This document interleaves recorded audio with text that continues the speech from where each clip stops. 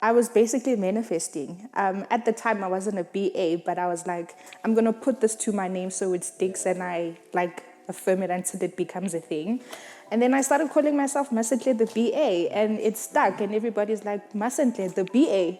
Like, are you talking about the BA? So it just makes sense. Like it makes sense. Yeah, it sticks. Like, Masentle the BA. But like, apart from that, I feel like I'm badass. I've always been like, I'm badass. You know, I gotta be badass in everything that I do. You know, I just need to always have that badass experience. So Masentle the badass, Masentle the BA. And I was like, I like that. So let's talk about what that is. Okay, professionally, a BA is a business analyst. That's what the BA stands for.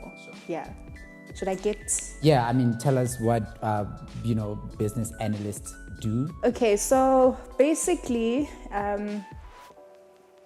if I'm going to put it in like fancy terms, a BA is a business analyst, and the responsibility of a business analyst, like Guy introduced in the beginning of the show, you liaise between business people and technology, and the goal of liaising between business people and technology is to enable change. So if you're working in a business environment, you need to make sure that whatever change that is that you want to implement in your business, you need to have an in-depth analysis of how that change is going to impact or benefit the people in relation to technology and in relation to the business, the organization itself.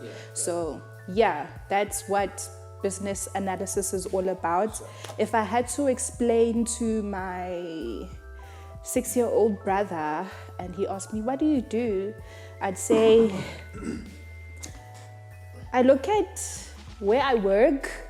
I have to look at everything, like the whole business. I have to look, okay, this business wants to make money, and if they say they want to make money, I need to look how much money do they have, what opportunities are out there in the economy, in terms of politics, within the business itself, what opportunities are there within the people and the resources that they have in order to say they want this thing that they have. A simple example that I can make is, let's say a guy, for instance, says, Masentle, I would like you to come in as a business analyst, and what I need you to do is to help me get a Ferrari.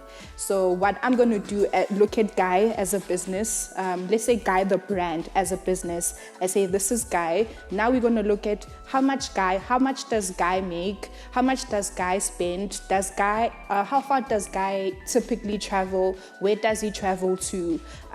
What kind of roads are there where Guy usually travels?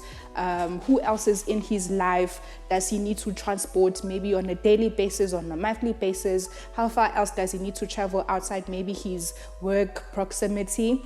Look at all of those things. Look at the cost of petrol right now. The Ferrari that he says he wants to buy, how much is petrol, how much is insurance? Just look at all of those factors and say, okay, Guy, based on this information that I've gathered about you, I've made an analysis about all of these points that I've touched on.